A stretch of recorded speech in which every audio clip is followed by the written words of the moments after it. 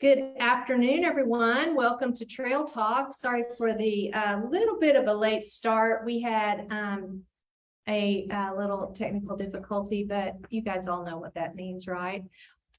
Well, I'm so glad you could join us this afternoon. And LaQuincey, I'm super glad to be seeing you and talking to you again.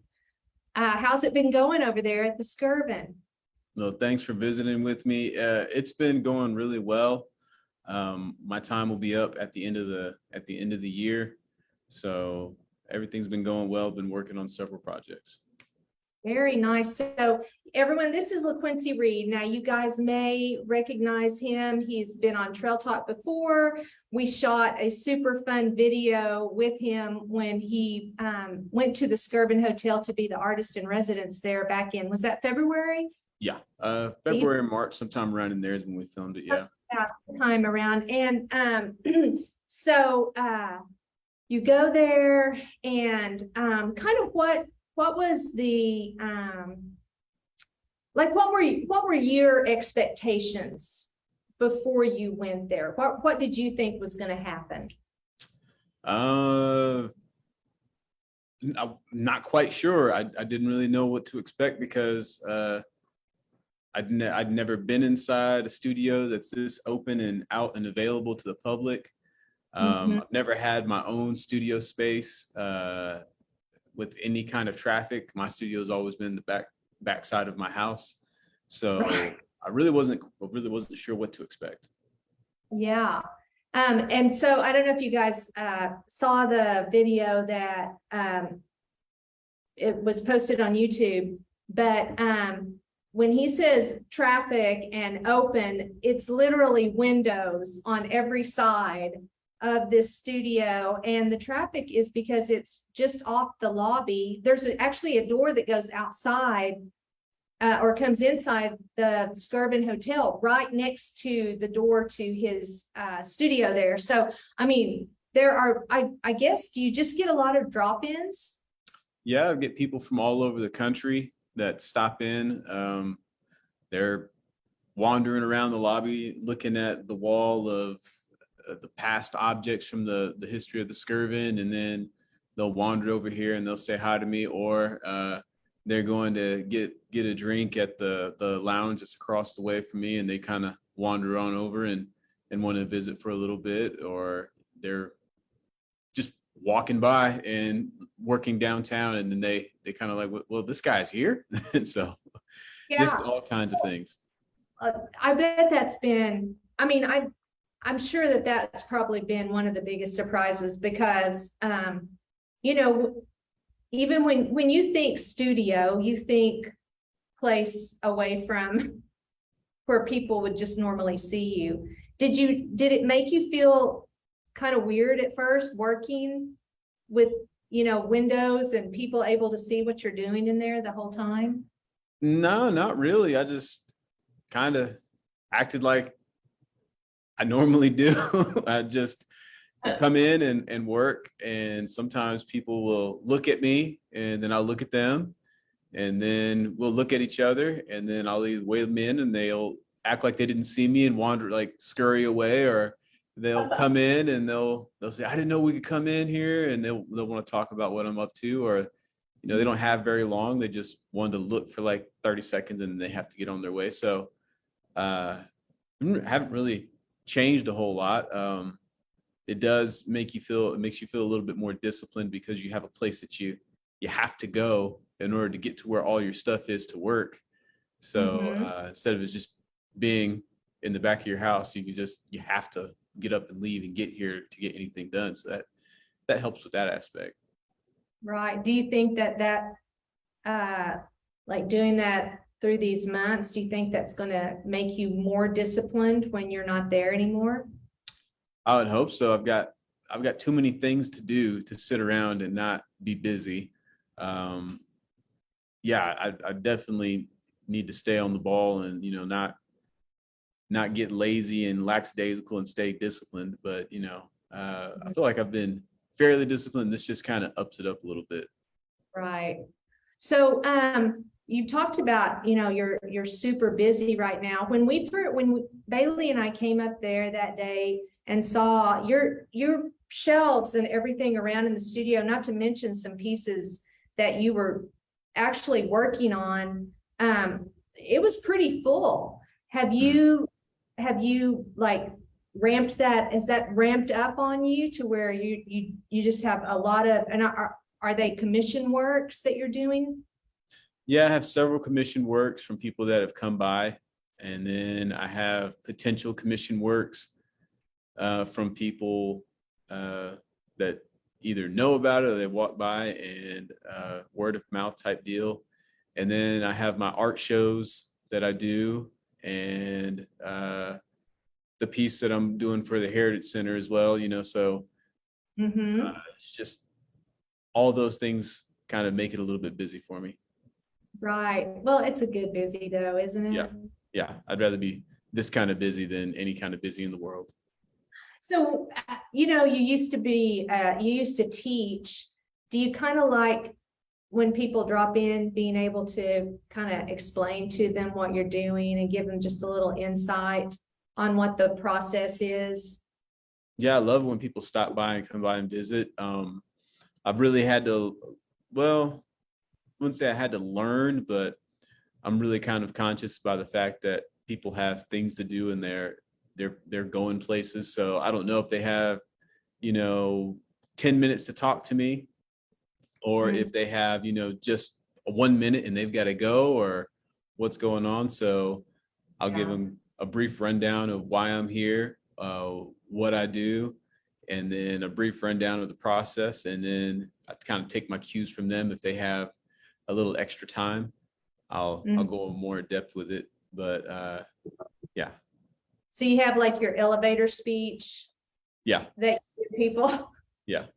I have an elevator speech, and then elevator speech that's going up halfway up the building. Then I have the elevator speech just going all the way to the penthouse. So different types of the speeches, I guess. Right. That's good. That's really good. So tell us about some of the things that you have been able to finish and kind of unveil, some of those commissions that you were working on when you first went there. So trying to think, actually nothing in terms of my commissions has really been finished. It's in the process of, I'm working on it and I'm waiting on approvals for a lot of these projects. And that sounds like I've been working on things for a long time. It's because I have been working on things for a long time, because it takes a little bit to get everybody together to kind of come through and look at stuff. Right. I can't force everybody to, meet my time schedule. They've got to work with me. They got to work on their end to find the time to come here.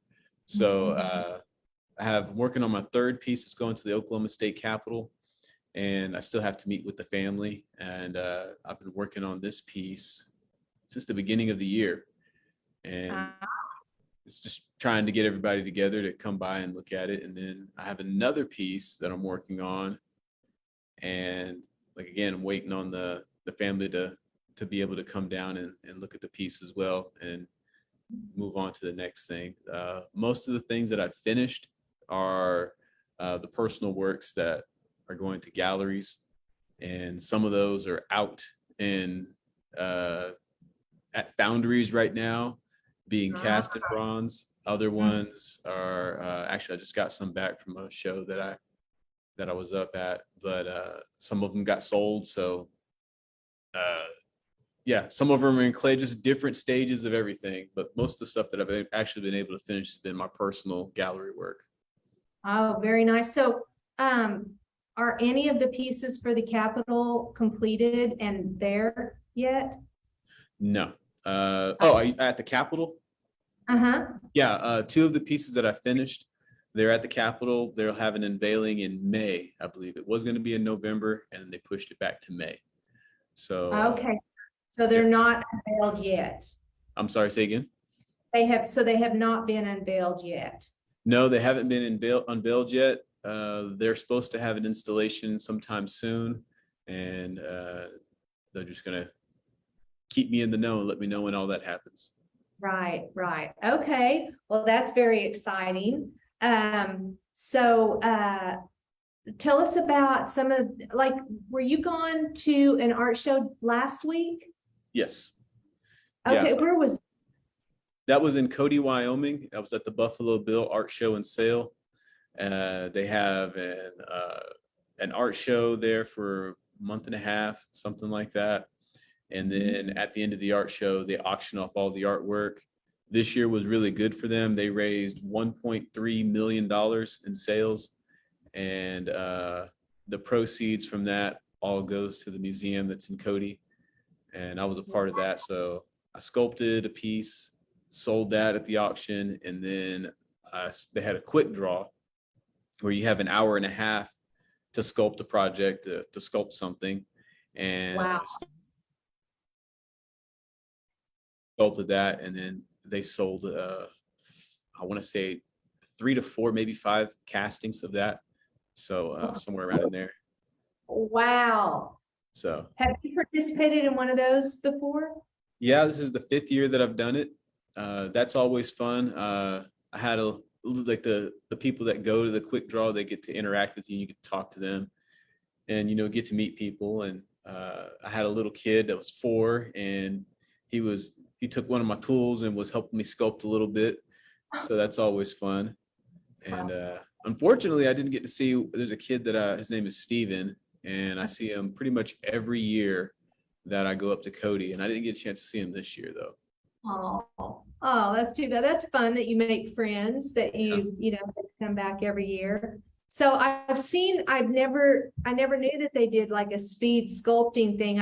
I've seen the painting competitions like that they do, but I wasn't aware they did the sculpting. I bet that's quite a challenge. It is, and you never get it done the way that it would be finished if it was a studio piece. Right. But you just try your best, and that's kind of the fun part of it, is when you go to one of these deals, you get to say, this person sculpted this in an hour and a half, and I got to watch him make it. I got to talk with him and visit with him, and this is a story behind it. So the person has, I feel, a little bit more of a connection with the work of art because they were, in a way, involved with the making of it, especially if you're that 4-year-old that was helping me sculpt. Right. Yeah. So do you practice what you're going to do before you go? Sometimes.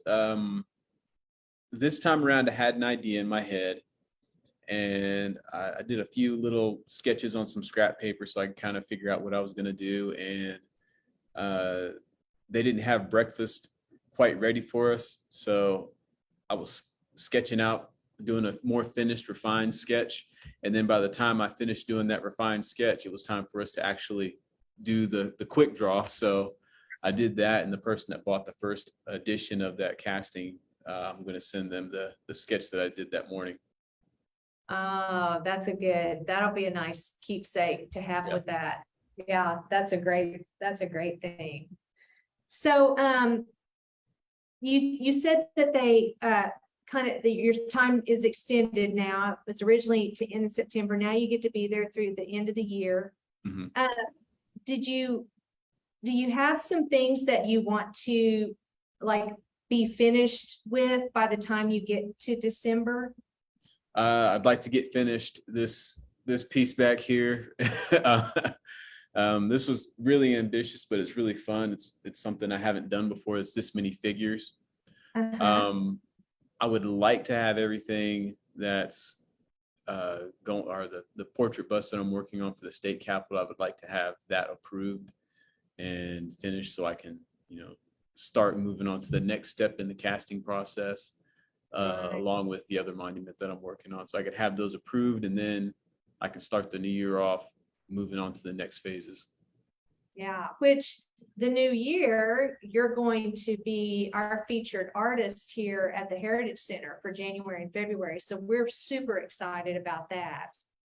Well, I'm really excited about it too. I keep telling everybody about it. I keep trying to get get some publicity for it or whatever, and trying to get everybody to come out and see it. So yeah, I've been calling around and say, hey, you know, I've got this show. Would you like to come and, you know, be there and talk to me about it and everything? So, you know, I'm hoping that it generates a lot of interest for, you know, not just myself, but for the Heritage Center as well. Wow, that's awesome. That's a really fun idea. That'll be great, LaQuincey. We can't wait for that. So tell me what, like the best thing that you feel like has happened in this time being the artist in residence.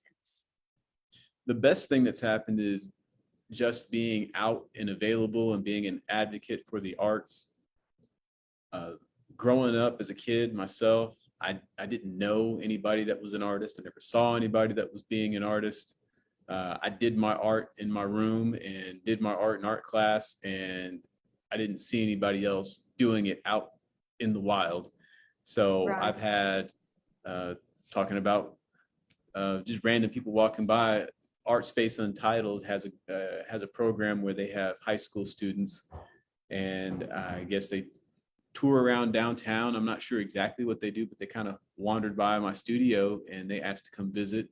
So they've came by a couple of times with the high school kids that they, I guess, mentor. Or, I'm not sure Right. exactly what the program is, because like I said, they just wandered in one day. And that's the biggest thing, just kind of being out and available, and, you know, for people to see the, you know, the making of art. Mhm. You know, that's something I really hadn't thought about that, but I don't think I ever knew anyone. Certainly, I didn't know anyone who sculpted. You know, I guess I knew someone who painted, maybe, but I mean, just knowing an artist and having access to someone whose life is all about the arts and being able to talk to them about that. I mean, that probably is really filling a need, you know, that a lot of people don't think about. Yeah. That, I mean, that is a great thing. Yeah. That's a Yeah. I was going to say, I didn't know a sculptor. I didn't know anybody who made huge monuments or anything like that until I was in college.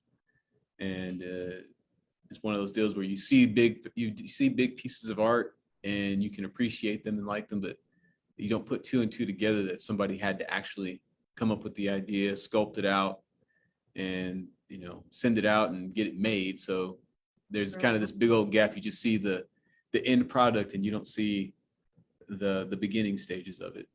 Yeah, for sure. And that's, I mean, and that whole process, like how you explained it to us when you were here, you know, like you said, you make the sketch and then you make you create the piece out of clay, and then, you know, all those steps that take to it becoming a huge monument, you know, or even just, well, the piece that's behind you, I mean, that's not small, No. but just, I mean, the whole thing, there's just so much time and technique and all of this, you know, put into this process. And I mean, I think it's really great that you've been there for people to be able to see that, kind of get that little experience. I know it was very eye-opening for me whenever you were talking me through all of that. Yeah. Hopefully I explained it well enough that you kind of got an idea of how it works. You absolutely did. And viewers, if you haven't seen the interview that the Trail Talk with LaQuincey back in, probably was like February. I think it was February. Yeah. It could have been March because bad weather kept happening. And Yeah. he was supposed to come, and then the bad weather came, and then we had to close, and then that happened again. It was kind of crazy. But anyway, go back and watch that, because he really does a great job of kind of walking through those steps for you. So would you ever want to be an artist in residence somewhere again? Yeah, definitely. Yeah, I'm very open to it. I've looked into other opportunities. Right now, with everything that's gone so well, I don't know if I could just pick up and leave and go somewhere at the drop of a hat, but if the opportunity presented itself, I'd definitely go. Wow. Oh, that sounds like it's been a really great experience for you. Yeah. So, you know, when we came up there, the previous artist in residence created something to leave. There's like this little place upstairs, I think it was, where, you know, there's a special area where they left things. I guess are you going to leave something fun behind? Yeah, I'm thinking on several ideas. This hotel is very historic. What's really cool about this hotel is that I'm doing Clara Luper. I've sculpted Clara Luper. I did her portrait bust for the Oklahoma State Capitol, and I'm working on a monument to her with another studio. And this place was one of the places that she helped get desegregated. So that's really kind of cool. I get to be here and, you know, interact with the community and, you know, sharing all these benefits based off the work that she was able to do. And, you know, all I had to do was, you know, show up and, you know, take advantage of the opportunities, you know, that have been allowed for us to take advantage of. So, you know, it's just been really good just being here and, you know, learning about, you know, the history. So maybe something along those lines is probably the direction I'll go, but I haven't quite decided yet. Yeah. What a great feeling. I mean, honestly, to be a beneficiary of someone else's really hard work. Yeah. You know, that Clara Luper is just someone I really read about her and have a video we show here of her speaking, and she's just a solid, dynamic person, just so committed. And I love it that you are helping memorialize her the way that you have been able to. So that's fantastic. Well, it's been an honor, and you know, meeting people all across Oklahoma City that have had her as a teacher, and just talking to her or talking to them about her has been really neat and interesting, because you kind of get, you know, we see, you know, the big, strong, powerful presence that, you know, is very stoic and everything, but then you get to hear these stories and you get to hear about her humor and how she was funny and very relatable. And so it brings her down to earth, because I think she's one of those people, especially here in Oklahoma, that is revered, but there are people around here that know her or knew her, and they can tell you all these funny kind of stories, and it really humanizes her as well. Right. Wow, I bet that's been super great. So you've kind of become, we were kind of talking, this might be a little tongue in cheek, but you've become quite the video man. And how have you liked doing these interviews that you've made to air there isn't it like on Skirvin YouTube? Well, it's actually on my YouTube. On your YouTube. Okay. Yeah, on my YouTube channel. I made the YouTube channel, and I kind of tested it out with Darcy Reeves. You know, she's at the Arts Council there in Duncan, and then tested it out, kind of like trying to figure out how to do all this stuff with Amanda Bleakley, who's the director at the Paseo Arts Association. So really kind of kicked it off and got it started with interviewing the past artists and residents that have been here. And it's been fun talking to them. It's not been fun editing the videos afterwards and adding all the little things that swipe across and trying to make it look somewhat competent. Right. The little banner things. Yeah. Well, I mean, there you go. Just learning new things, stretching yourself. That's what you got to keep doing. Yeah. So have you tried any new like sculpting things? in terms of making videos or? No, just like, sculpting, like, I don't know, have you kind of pushed yourself in some areas or done some things like that? Yeah, this piece here, and I keep talking about it, but I'm really excited about it. It's got 3 horses and 3 figures, and I'm pushing myself because I haven't had this many legs to deal with ever in a sculpture. There's like, what is that? 4, 8, 12, 13, 16, 18 legs, I guess, and arms and everything's locking together and moving around and trying to get a piece that doesn't look good just from one angle, but make sure that it looks good from all angles, and trying to get your eye to really rotate around the piece. So working with that many figures in one piece, really stretched myself and tried something new. Right, that does seem daunting. Yeah. Especially when you think about having to get the angles and the distance of, the top of the arm, the bottom of the legs to match the body size, and the horses matching the people size. I mean, all those things that you pointed out to me that I hadn't really thought about. Yeah.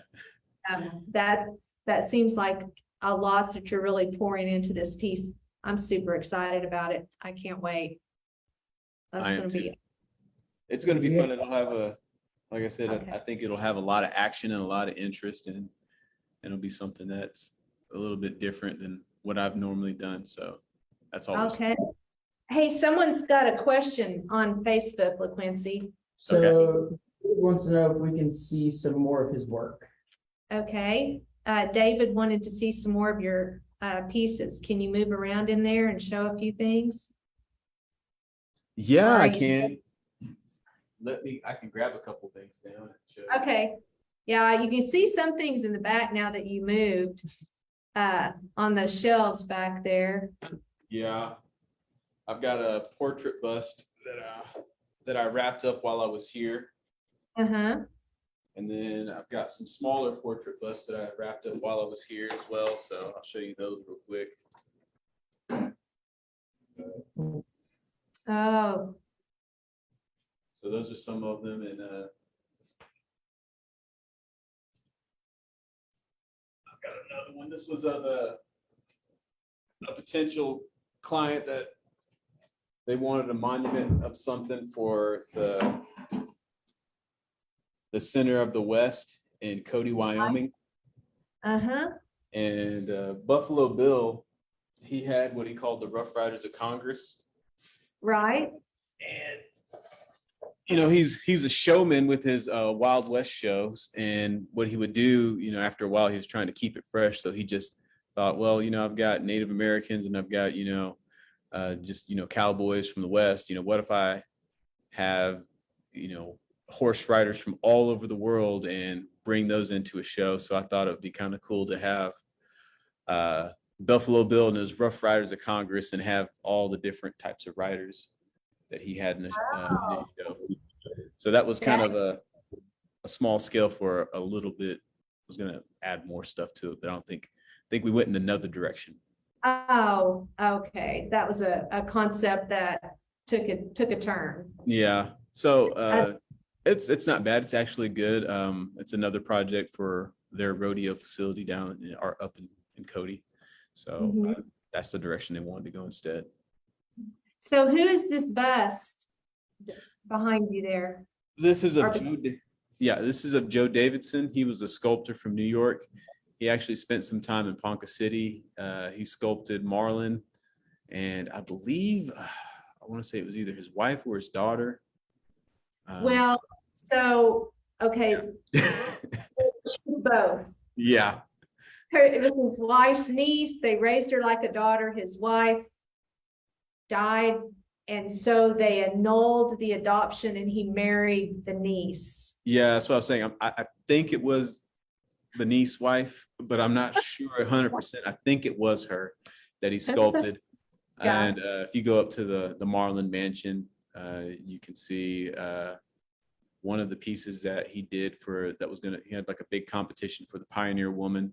And Joe Oh. Davidson had one of his pieces in there, as well as, Baker Bryant and James Earl Frazier, who did the End of the Trail. Like, they have all the little maquettes, the small scale sculptures up there.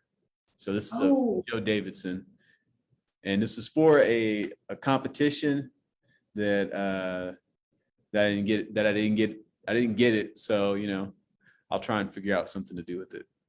Right, yeah, it's pretty nice. That's one you hate to have to take apart, use for something else, for sure. Yeah. Yeah. Well, so now you have a website though, right? Yes. That if David wanted to see some of your other pieces that are completed, not things that are in the process, he could go to your website. Yep. And it's LaQuincey.com. LaQuincey.com. Yeah. Okay. All right. We'll put that in the comment section in case any other viewers want to see that, see some of your pieces. Yeah. Well, LaQuincey, I'm super excited that you're going to be here in January. And I'm very excited for you that you get to stay at the Skirvin until the end of the year. Because today I was kind of kicking myself because I thought your time was up at the end of this month. And I was like, oh, I wanted to go back and see it again and visit him at his studio, bring my husband. So now maybe I'll get to do that. Yeah, definitely stop on by anytime. You can see all the, it's a little bit of a mess back towards here. It's not so bad toward the front because that's where I've got, a nice little seating area for people to come and visit with me and my more finished works. But back here where the clay is pushed, it's a little bit of a mess. It's all a work in progress. I mean, Yeah. You're creating, it's supposed to be a little bit messy, right? A little bit, but you don't want to get it out of hand because you always end up trying to find a tool that you just had in your hand 5 seconds ago if it's too messy. Yeah, I hear what you're saying. I hear you. Well, LaQuincey, congratulations on everything awesome that's happened over the past few months as a result of being there. And I can't wait to talk to you later on and hear how the rest of the time wraps up. I mean, 3 more months there. That's going to be what a great time.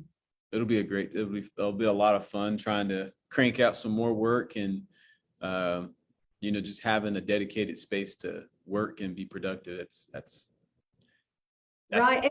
Yeah.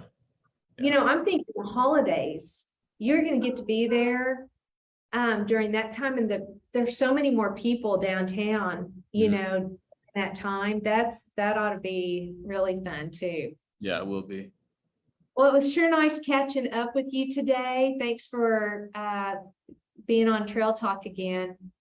Well, thank you for having me. I had a lot of fun. I really appreciate you guys giving me the opportunities that you've given me and, just being friendly and, supportive. And I've made a lot of friends in Duncan and I'll be back down and around as soon as I can.